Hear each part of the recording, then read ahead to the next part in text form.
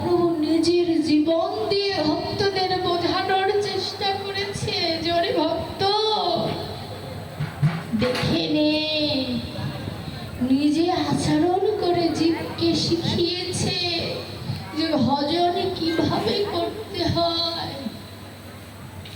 আবার মহাপ্রভু এমন দশা দেখে সতী মাতা চিন্তিত হয়ে গেলেন। সতী মাতা চিন্তিত হয়ে গেলেন। সন্ন্যাস নেবার আগে মহাপ্রভুর এই কাণ্ড কারখানাগুলো যেন আরো বৃদ্ধি পেতে থাকলো। আমার সতী মাতা মায়ের ভাবে কি করেছে, বৈদ্য এনেছে। বৈদ্য মানে ডাক্তার, ডাক্তার এনেছে মহাপ্রভুকে চিকিৎসা করবার জন্য।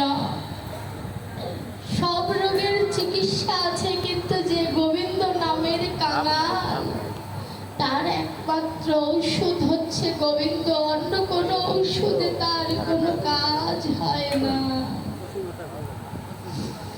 মহাপ্রভুকে চিকিৎসা করানোর জন্য যখন